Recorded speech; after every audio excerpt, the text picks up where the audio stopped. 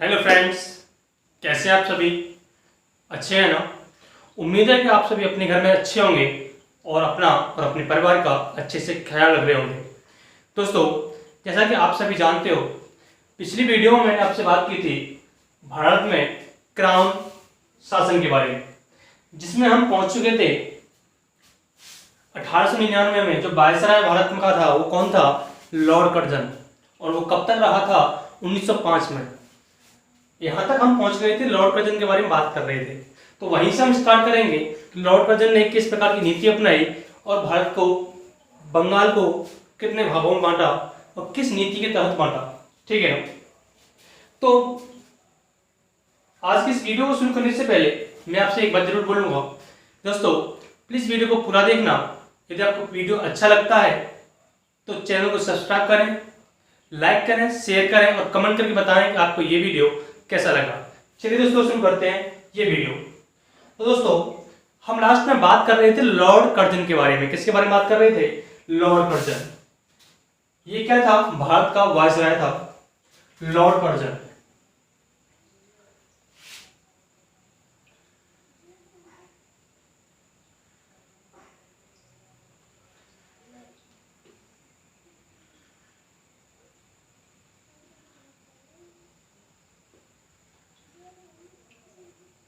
जो Lord Curzon था, Lord Curzon Bharat का वायसराय कब से कब तक रहा था? ये जो है भारत का वायसराय रहा था 1899 से 1905 तक। कब तक रहा था ये भारत का वायसराय?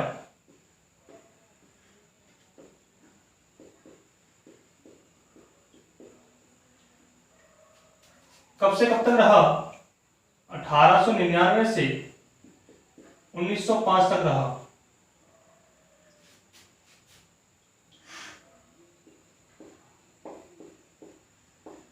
यानी कि ये जो भारत का वायसराय था ये कब से कब तक था? 1899 से 1905 तक। लेकिन इसे एक नए नाम से और जाना जाता है। किस नाम से जाना जाता है? कि ये भारत का सबसे बदनाम वायसराय था। यानी कि भारत का सबसे बदनाम वायसराय किसे कहा जाता है? लॉर्ड कर्जन को। किसे कहा जाता है? लॉर्ड कर्जन को। इसे भारत का सबसे बदनाम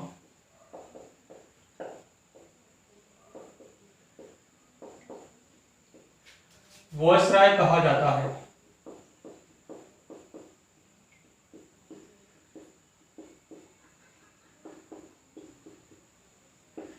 अब क्यों कहा जाता है इसे सबसे बदनाम वायसराय? क्योंकि इसने क्या किया था? इसने 1905 में, कब? 1905 में बंगाल का विभाजन किया था। किसका विभाजन किया था? बंगाल का विभाजन किया था। कब किया था? 1905 में। अब इसने 1905 में बंगाल का विभाजन तो किया था, लेकिन अगर कांग्रेसियों ने अब इनसे पूछा, अंग्रेजों से पूछा कि आपने ये बंगाल का विभाजन क्यों किया है, तो अंग्रेजों ने क्या जवाब दिया था? अंग्रेजों ने कहा था कि बंगाल का विभाजन हमने इसलिए किया है क्योंकि ये एक प्रशासनिक विभाजन है, यानी कि एडमिनिस्ट्रेशन विभाजन किया है। बंगाल का विभाजन का कारण अंग्रेजों ने क्या बताया था? एडमिनिस्ट्रेशन बताया था, यानी प्रशासनिक बताया था। इसका कारण क्या था? कि इन्होंने कहा था कि बंगाल प्रांत एक बहुत बड़ा प्रांत है, जहां पर क्या होता है, हमें प्रशासन चलाने में दिक्कतों का सामना करना पड़ता है। इसलिए हम बंगाल को दो भागों में बांट रहे हैं। किस भाग के कितने भागों में बांट रहे हैं? दो भागों में। एक बंगाल, वह बंगाल जिसमें क्या था, हिंदुओं की संख्या मुसलमानों से 4 गुना थी, और एक वह बंगाल जिसमें मुसलमानों की संख्या हिंदू से 3 गुना थी। ठीक है ना? दो भागों में बांटा बंगाल को। और इसी के तहत, लेकिन भारतीयों को नहीं पता था कि बंगाल के विभाजन के कारण के, बंगाल को विभाजित करने के पीछे कारण क्या था। बंगाल का विभाजन करने के पीछे कारण था कि फूट डालो और शासन करो की नीति अपनाना। यानी कि जो लॉर्ड कर्जन था, बंगाल का विभाजन करने के पीछे का कारण रखना चाहता था फूट डालो और शासन करो की नीति। तो बंगाल का विभाजन कब किया गया था? 1905 में। इसे भारत का सबसे बदनाम वायसराय कहा जाता है। क्यों कहा जाता है? क्योंकि इसने 1905 में क्या किया था? 1905 में किया था बंगाल का विभाजन। बंगाल का विभाजन, बंगाल का विभाजन किया था। बंगाल को कितने भागों में बांटा था? बंगाल को दो भागों में बांटा था, यानी कि एक हुआ बंगाल जिसमें हिंदुओं की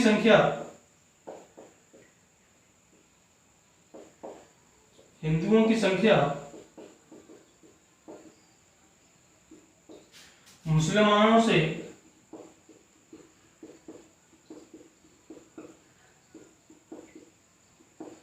4 गुना थी,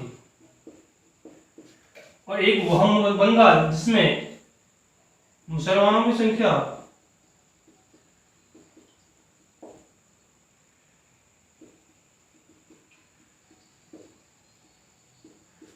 हिंदुओं से 3 गुना थी।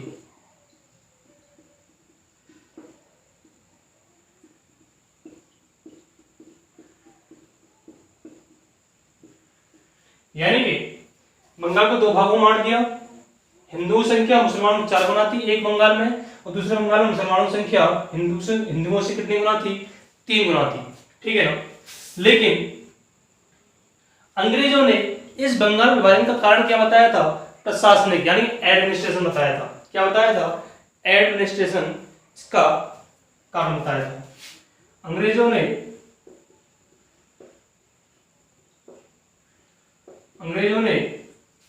बंगाल विभाजन का कारण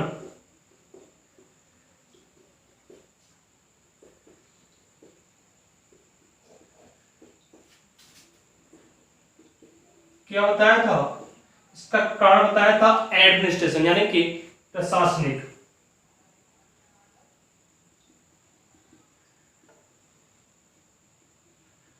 क्या बताया था? प्रशासनिक कारण बताया था। लेकिन इसके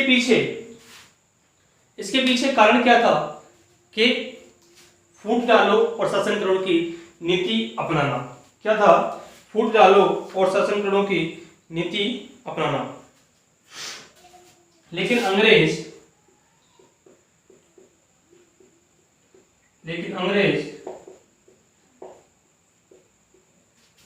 फूट डालो और शासन करो की नीति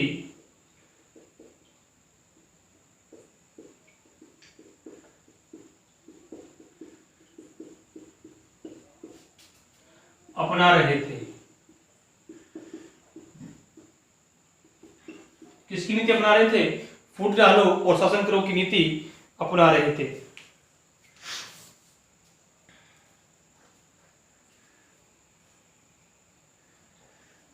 लेकिन बहुत ही जल्द हम समझ गए थे कि अंग्रेजों ने हमारे अंदर से भाईचारे की भावना को खत्म करने की कोशिश की है, यानी कि भाईचारे की भावना को कम करने की कोशिश की है। इसी के बीच इसी के अंतर्गत एक बात सामने आई, एक नई विचारधारा पनप रही थी जिसका नाम था क्रांतिकारी विचारधारा। यानी कि एक नई विचारधारा सामने आई इसी के बाद में, उसका नाम क्या था? क्रांतिकारी विचारधारा। इसके बाद देश में क्रांतिकारी गुट बनने शुरू हुए और अंग्रेजों के खिलाफ हिंसात्मक कार्यवाही शुरू होने लगी। कहीं ना कहीं अंग्रेज जो है भारतीयों में भाईचारे की भावना को कम करने में सफल भी हुए। इसके पीछे कारण क्या था? इसके पीछे का कारण यह था कि कम करने में सफल कैसे रहे, क्योंकि 1906 में मुस्लिम लीग की स्थापना की गई। इसके पीछे का कारण क्या था? भारतीयों में भाईचारे की भावना का कम होना। 1906 में आगा खान के द्वारा मुस्लिम लीग की स्थापना की गई। उसके बाद 1907 में सूरत अधिवेशन में कांग्रेस को दो भागों में बांट दिया गया, यानी कि पहला जो नरमपंथी और गर्मपंथी के लोग थे, अब वो नरम दल और गर्म दल में बट गए। क्यों बट गए? इसके पीछे का कारण क्या था? इसके पीछे का कारण यह था 1907 में जब सूरत अधिवेशन शुरू होने वाला था, यानी कि 1907 में जब सूरत अधिवेशन होना था, तो वहां पर नरमपंथी और गर्मपंथी विचारधारा के लोगों में बहस छिड़ गई कि इस अधिवेशन की अध्यक्षता कौन करेगा। नरमपंथी विचारधारा के लोग कहने लगे कि इस अधिवेशन की अध्यक्षता रास बिहारी घोष करेंगे।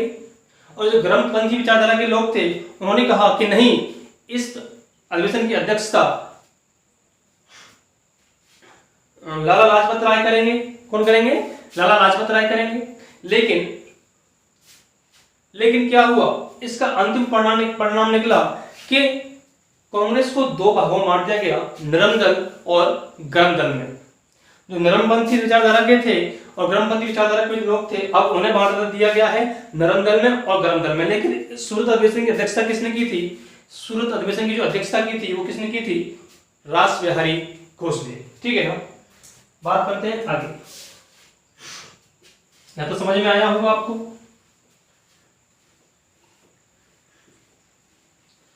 ये क्वेश्चन आता है कि बताइए 1907 में जब सूरत अधिवेशन हुआ था उस समय भारत का वायसराय कौन था? भारत का वायसराय कौन था? उस समय भारत का वायसराय था लॉर्ड मिंटो द्वितीय, लॉर्ड मिंटो सेकंड, जो कि भारत का वायसराय था 1907 में। ठीक है ना, तो बात करते हैं। मैंने जो बताया अभी भी कि 1906 में क्या हुआ था? 1906 में स्थापना हुई थी किसकी? मुस्लिम लीग की स्थापना।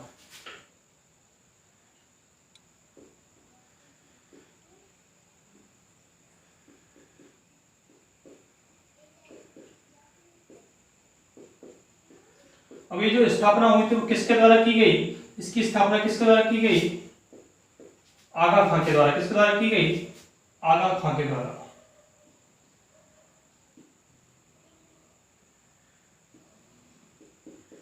आगा खां के द्वारा इसकी स्थापना की गई। कब की गई? 1906 में। अब ये स्थापना कहां पर की गई? जो मुस्लिम लीग की स्थापना थी वो कहां पर की गई? ढाका में की गई, जो वर्तमान में बांग्लादेश की जो कैपिटल है वहां पर इसकी स्थापना कहां की गई थी? ढाका में। ढाका में इसकी स्थापना की गई थी मुस्लिम लीग की। किस द्वारा? आगा खां के द्वारा। ठीक है ना। इसके बाद जो 1907 में क्या हुआ था? 1907 में कांग्रेसियों का क्या हुआ? सूरत अधिवेशन हुआ। सूरत अधिवेशन।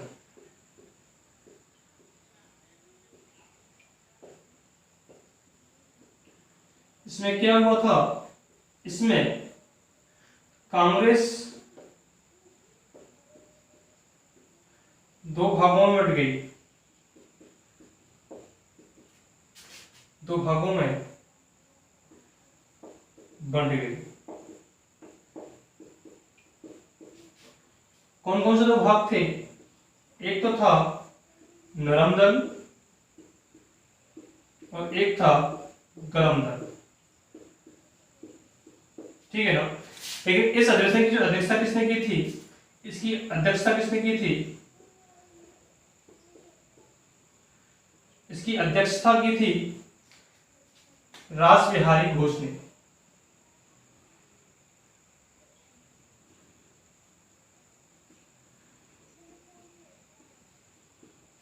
ठीक है ना। अब यहां से एक महत्वपूर्ण जो क्वेश्चन बनता है वो कई बार एग्जाम में देखने के लिए मिला है, वो क्या है?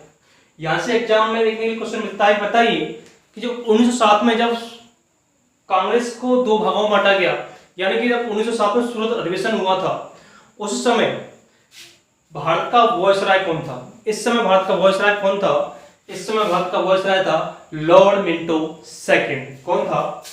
Lord Minto second.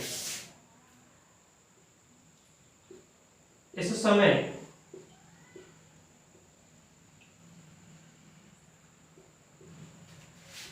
भारत का वायसराय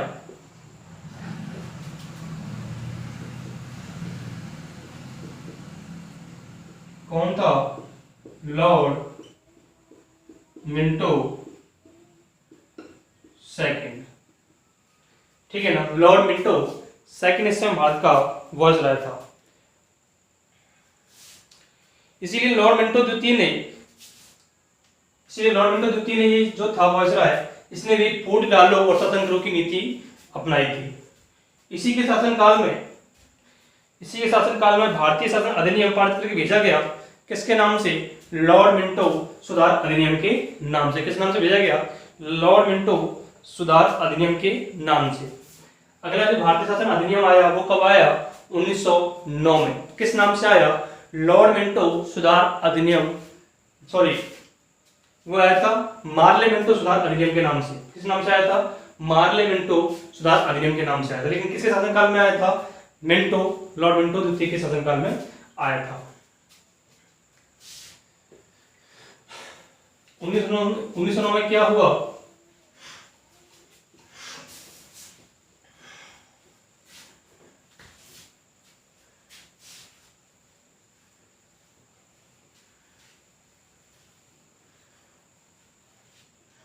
उन्नीस सौ नौ में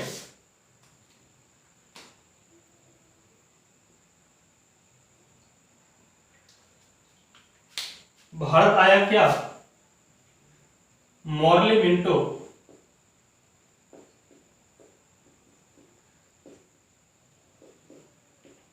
मिंटो सुधार अधिनियम।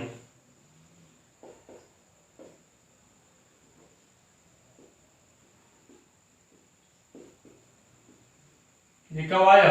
1909 में। अब इसमें ये मॉर्ले क्या है?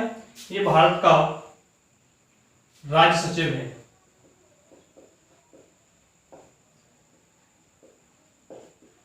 और ये मिंटो कौन है? ये आपको पता ही है, भारत का वायसराय। कौन है? भारत का वायसराय।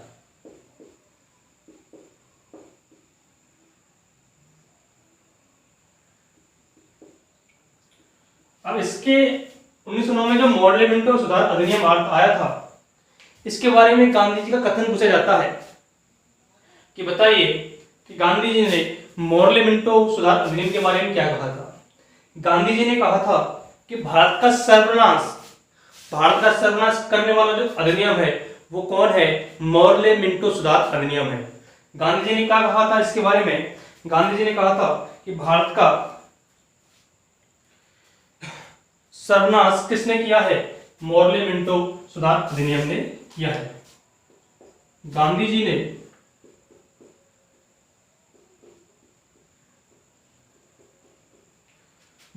ने इसे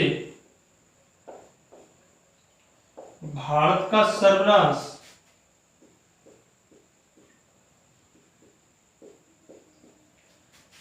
करने वाला अधिनियम कहा।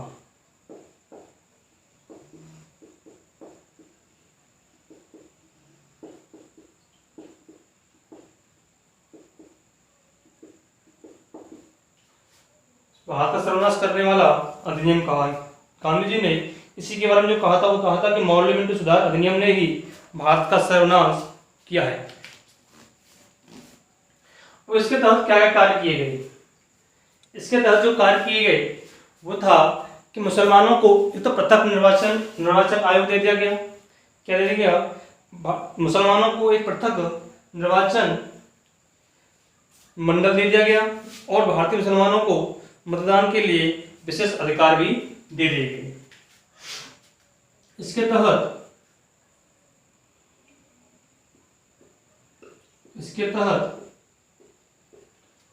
मुसलमानों को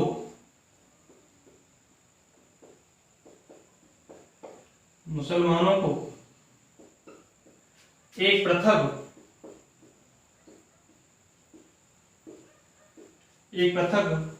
निर्वाचक मंडल दे दिया गया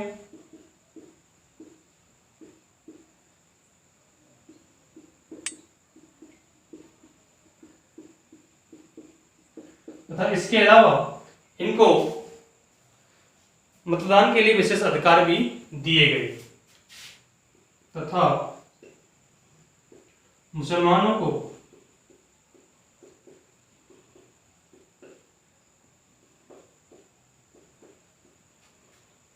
मतदान के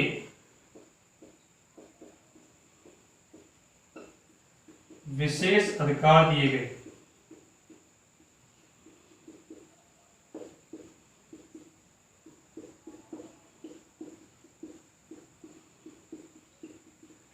ये अधिकार कब दिए गए? 1909 में जो मॉर्ले मिंटो सुधार अधिनियम भारत आया था उसमें ये अधिकार दिए गए। किसे दिए गए? मुसलमानों को। क्या क्या कार्य हुए, ये काफी इंपोर्टेंट है कि बताइए। मोर्लेमेंटो एक्ट यानी कि मोर्लेमेंटो सुधार अधिनियम भारत में कब आया था? 1909 में आया था। कब आया था? 1909 में। इसके बारे में गांधी जी ने क्या कहा? गांधी जी ने कहा था कि भारत का सर्वनाश किसने किया है? मोर्लेमेंटो सुधार अधिनियम ने किया है। ठीक है ना। इसके तहत जो मुख्य कार्य हुआ वो क्या था कि मुसलमानों को एक निर्वाचक मंडल दे दिया गया। इसके अलावा उनको मतदान करने के विशेष अधिकार दे दिए गए। ठीक है ना। इसके बाद 1909 में आया था मोंटेग्यू चेम्सफोर्ड सुधार अधिनियम 1919 में। इसके बाद 1919 में आया मोंटेग्यू चेम्सफोर्ड सुधार अधिनियम। उसके बारे में क्या क्या महत्वपूर्ण कार्य हुए, जरा ध्यान से सुनते हैं और समझने की कोशिश करते हैं। ठीक है ना। समझ में आ रहा है ना? अगर अच्छा लग रहा है तो प्लीज वीडियो को लाइक करना, शेयर करना, कमेंट में बताना कि आपको ये वीडियो कैसा लग रहा है।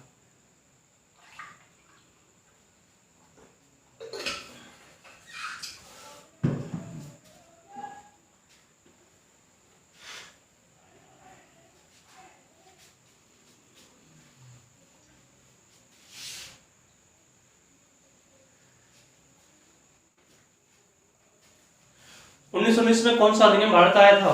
1919 में आया मोंटेग्यू चेम्सफोर्ड सुधार अधिनियम। कौन सा आया था?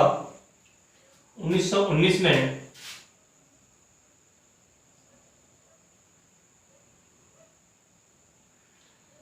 मोंटेग्यू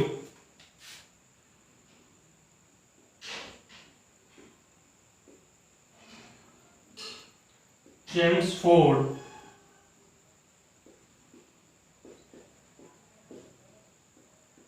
सुधार अधिनियम।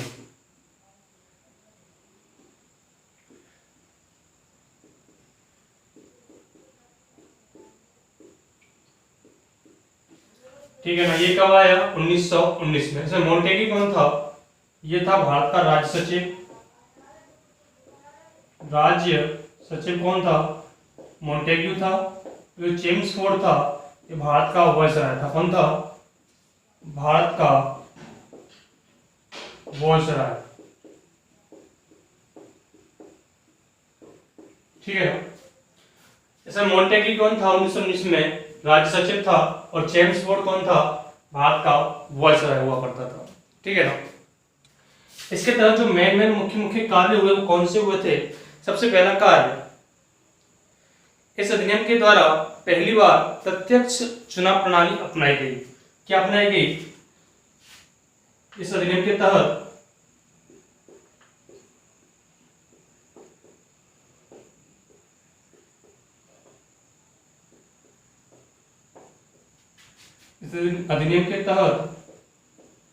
पहली बार प्रत्यक्ष चुनाव प्रणाली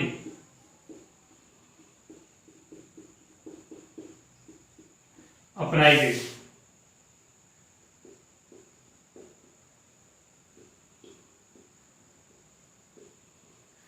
कौन सी चुनाव प्रणाली अपनाई गई? प्रत्यक्ष चुनाव प्रणाली अपनाई गई तथा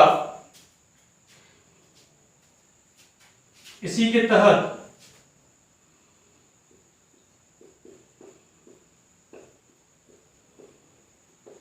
दूसरा कार्य क्या हुआ? इसी के तहत दूसरा कार्य हुआ था कि प्रांतों में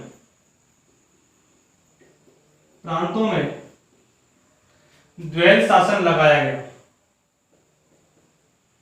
द्वैध शासन लगाया गया।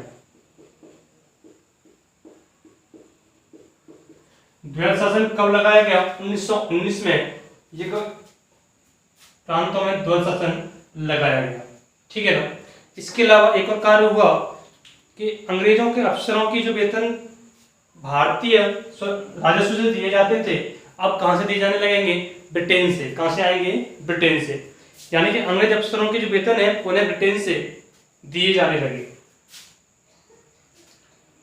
अंग्रेज अफसरों के वेतन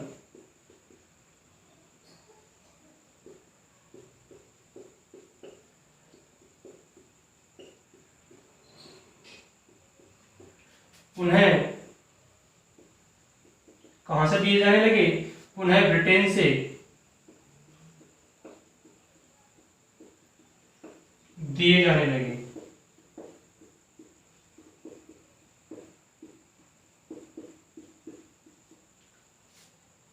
पहला कार्य, इस अधिनियम के तहत पहली बार प्रत्यक्ष चुनाव प्रणाली का अपनाई गई। दूसरा कार्य, इसी के तहत प्रांतों में द्वैध शासन लगाया गया। तीसरा कार्य, अंग्रेज अफसरों के वेतन ब्रिटेन से दिए जाने लगे। कहां से दिए जाने लगे? ब्रिटेन से दिए जाने लगे। तथा इसके अंतर्गत एक आयोग का गठन किया गया। इससे पहले एक और कार्य किया गया था कि निर्वाचन पद्धति को लागू किया गया था। इसी के तहत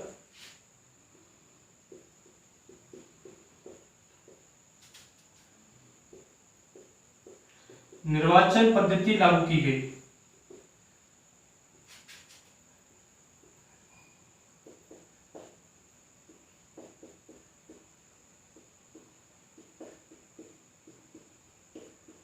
ठीक है ना?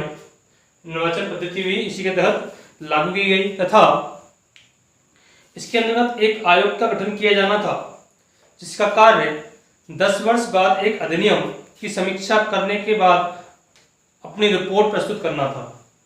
ठीक है ना? एक जो आयोग का गठन किया जाना था, जिसका कार्य क्या था? 10 वर्ष बाद अपनी रिपोर्ट तैयार करके पेश करना था। लेकिन क्या हुआ? इसलिए 1919 में जो मोंटेग्यू चेम्सफोर्ड सुधार अधिनियम भारत आया था, उसके ठीक 10 साल बाद यानी कि 1929 में इस आयोग को 1929 में एक कमीशन भेजा जाना था। लेकिन 1929 में ब्रिटेन में चुनाव थे। क्या था? ब्रिटेन में चुनाव होने के कारण 2 साल पहले 1927 में ब्रिटेन में साइमन कमीशन भेजा गया। किसका? साइमन कमीशन जो है ब्रिटेन में 1927 में ब्रिटेन में साइमन कमीशन का गठन किया गया, जिसे भारत में 1928 में भेजा गया। कब भेजा गया? भारत में 1928 में भेजा गया। किसे?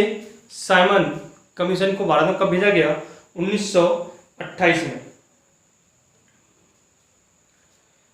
तो भारत में आगमन किसका हुआ? 1928 में साइमन कमीशन का। ठीक है ना?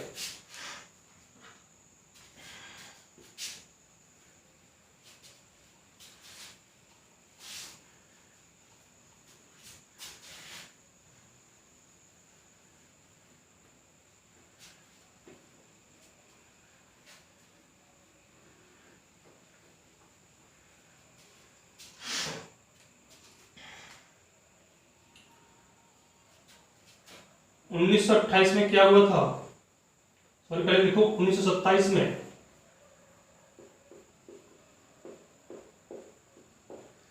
1927 में क्या हुआ था? ब्रिटेन में साइमन कमीशन का गठन किया गया।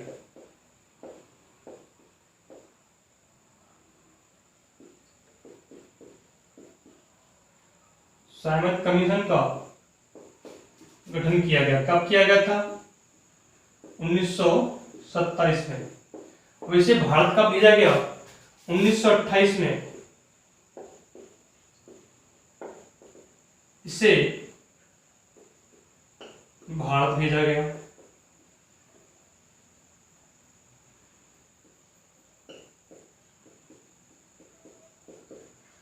साइमन कमीशन भारत कब आया था? 1928 में।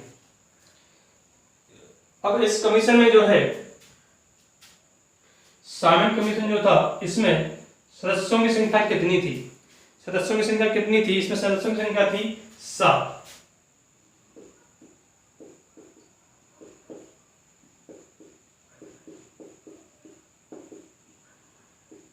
कितनी थी? इसमें जो सदस्यों की संख्या रखी गई थी वो कितनी रखी गई थी? 7 रखी गई थी। इस आयोग को व्हाइट कमीशन, श्वेत आयोग कहा जाता है।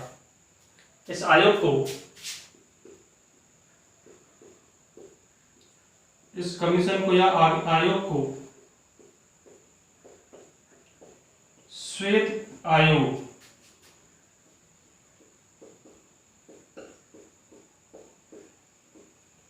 कहा जाता है। वैसे श्वेत आयोग क्यों कहा जाता है? क्योंकि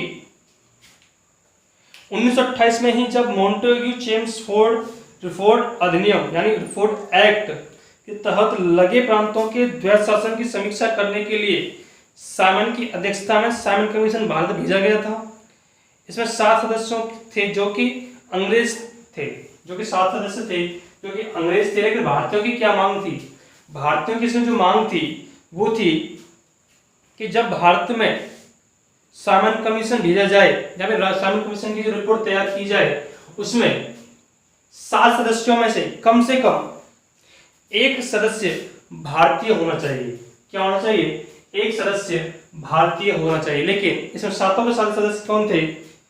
अंग्रेज थे। लेकिन अंग्रेजों ने क्या किया था? हमारी एक ना सुनी और 7 सदस्यों को भेज दिया गया अंग्रेजों को। ठीक है ना? 7 सदस्य किसे भेज दिया गया? अंग्रेजों को भेज दिया गया। ठीक है ना? इसी आयोग का पूरी तरह से जो है विरोध किया गया। इस आयोग का पूरी तरह से विरोध किया गया। अब इस विरोध में क्या हुआ था? इसका विरोध कहाँ किया गया था? इसका विरोध किया गया था लाहौर में। कहाँ किया गया था? लाहौर में। साइमन कमीशन का जो विरोध किया गया था वो कहाँ किया गया था? लाहौर में। इसका विरोध प्रदर्शन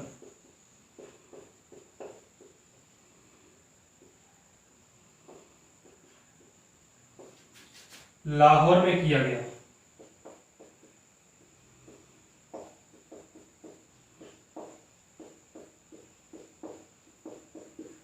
कहां पर किया गया? लाहौर में इसका विरोध प्रदर्शन किया गया और नारे लगाए गए साइमन गो बैक, यानी कि साइमन वापस जाओ।